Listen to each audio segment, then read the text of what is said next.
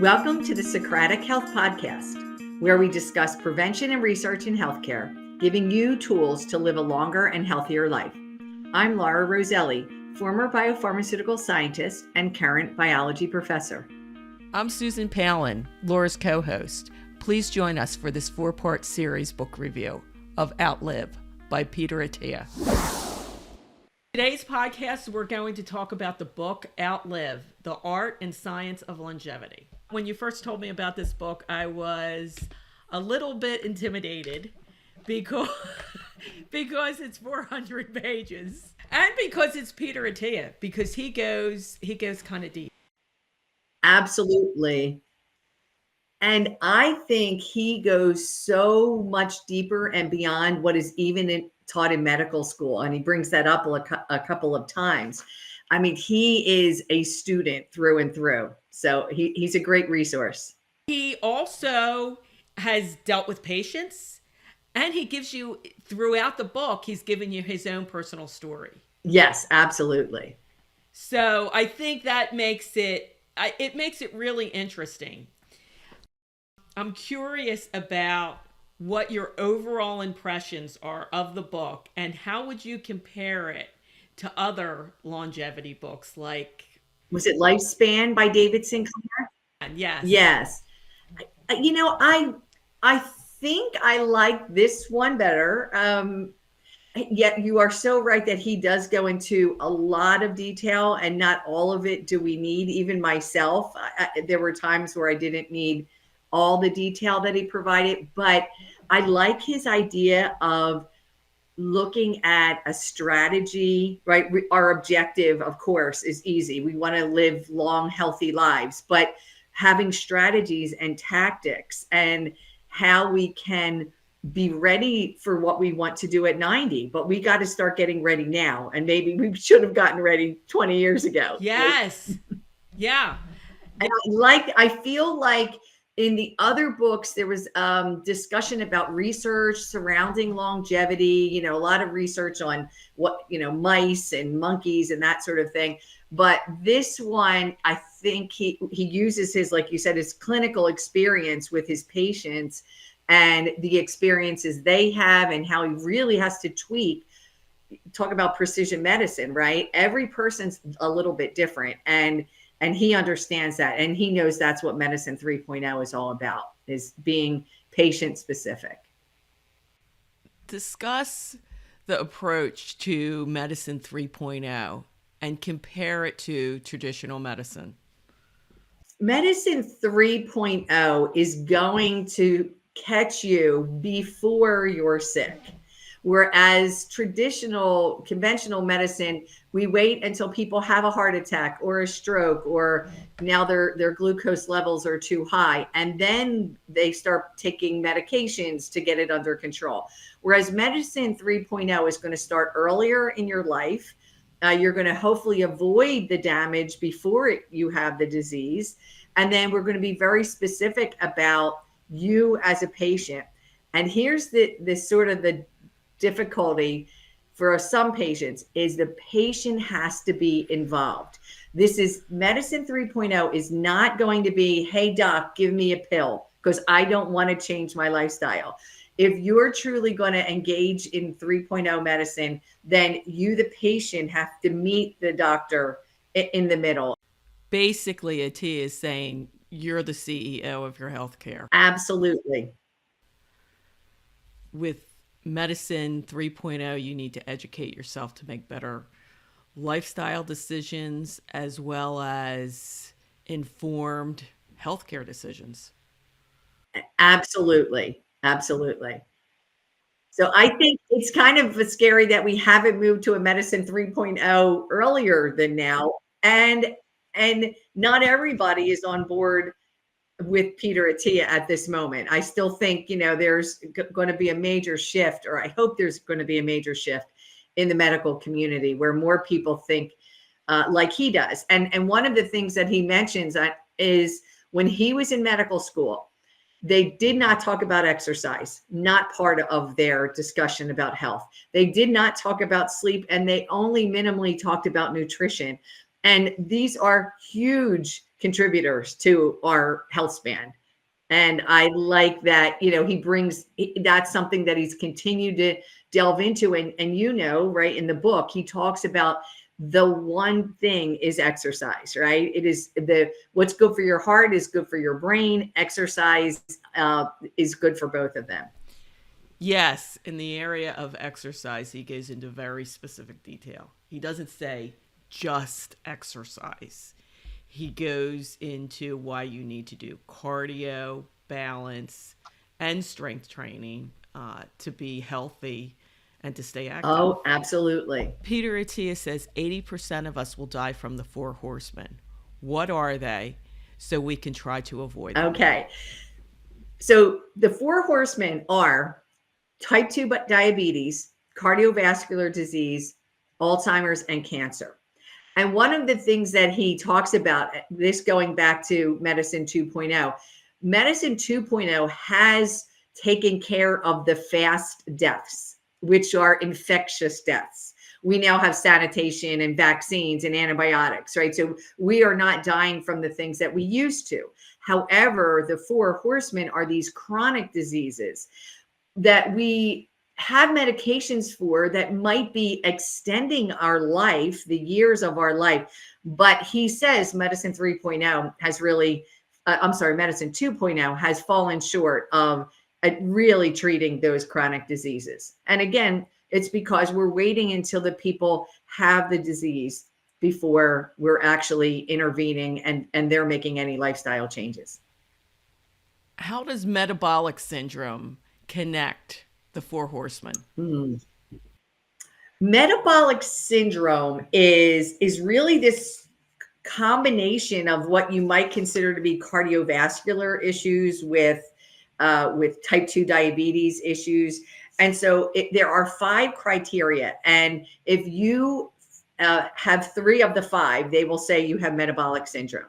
And so it's high blood pressure, high triglycerides, low HDL cholesterol, central fat, like visceral fat, and high glucose levels, high blood glucose levels. So 3 of those 5, and you check the box as having metabolic syndrome. Is there anything you can do to reverse them?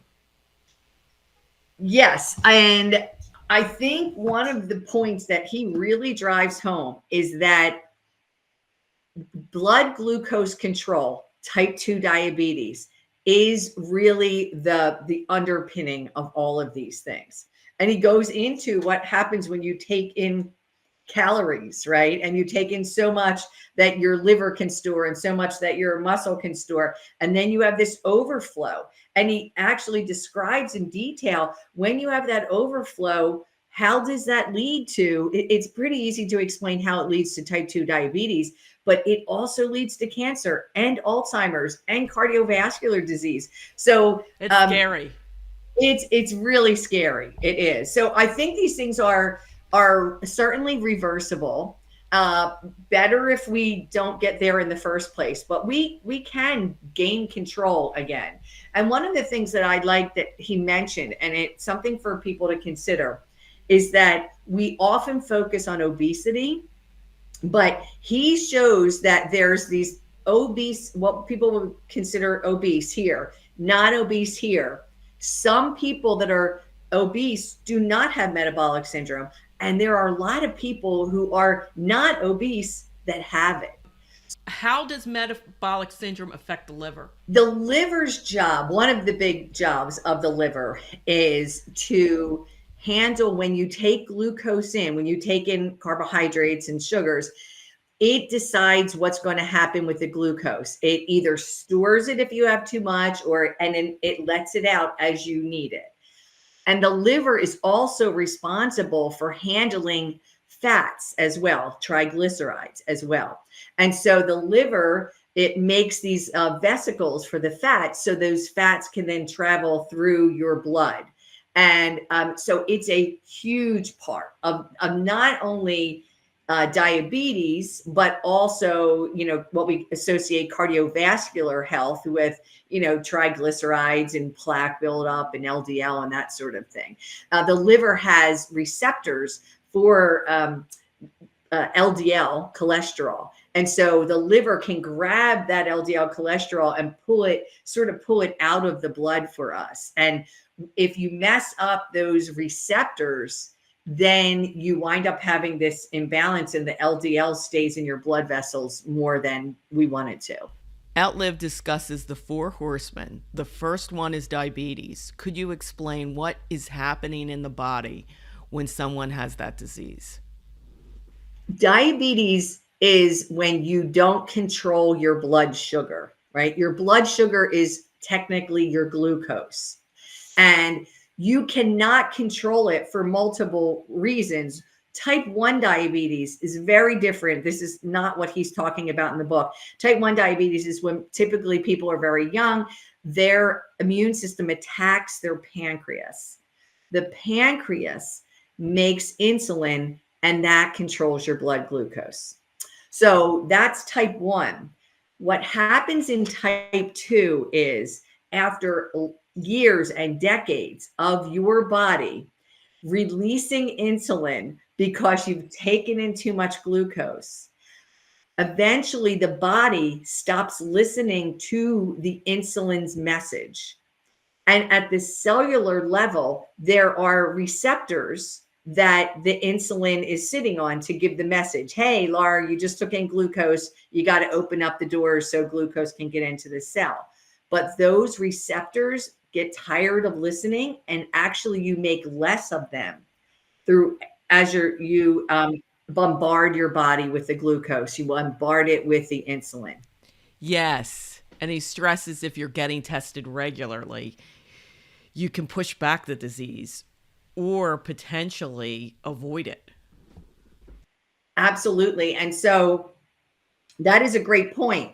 Just like your body responds to too much glucose and too much insulin by not making the receptors anymore, once you drop that insulin and drop the glucose, your body will rebound and start making them again. So I think that's a great It will be easier to reverse the disease. Yes, absolutely. The thing that I wanted to mention here, there are ways to determine whether somebody has type 2 diabetes. And there are different types of tests, but one of them has to do with A1C. Some of our listeners might have heard of A1C. And they measure this percentage, and when you hit 6.5%, then they say, okay, you have type 2 diabetes. What Attia says is that's not too late. I mean, I'm not saying you can't reverse it, but why wait till we get to that 6.5? What he said we should be testing for is how much insulin is required to get your blood glucose under control. Exactly.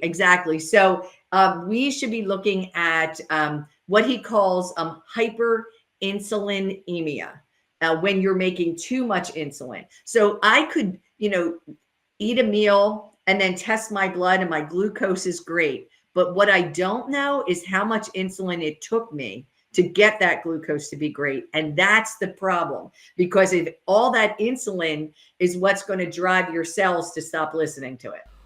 What would you say are the key actionable takeaways?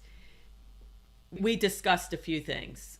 We discussed getting testing, exercise.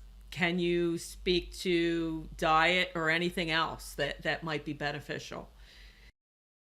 I think that a lot of people, the easy thing to say was, okay, these simple sugars, right? The desserts, the ice creams, and that kind of stuff.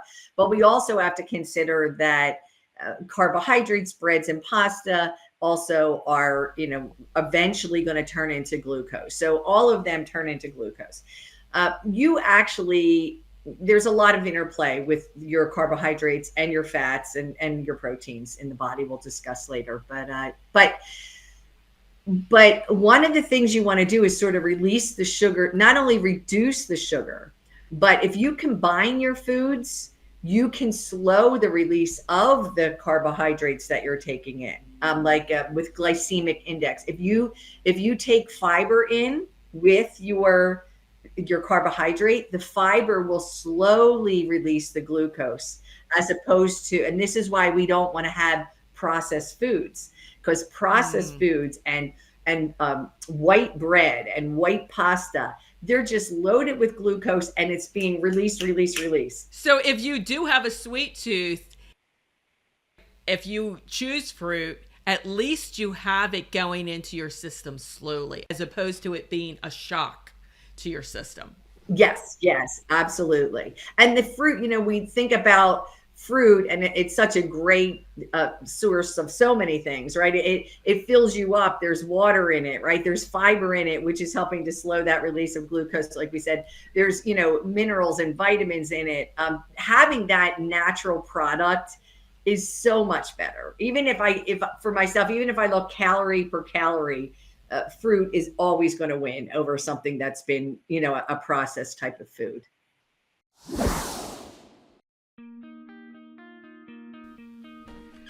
Could you give me an overview of the next episode? In the next episode, we are going to sort of move on to cardiovascular disease, but we're going to make the connections to type 2 diabetes and this excess of or abundance of food that we take into our body. So we'll talk a lot more about fats in the next episode and triglycerides, and why it is that they need to be transported through the body in a way that can lead to plaques in the blood vessels and cardiovascular diseases. Okay. All right. Thank you very much. Thank you. Please join us for part 2 of Outlive from Socratic Health.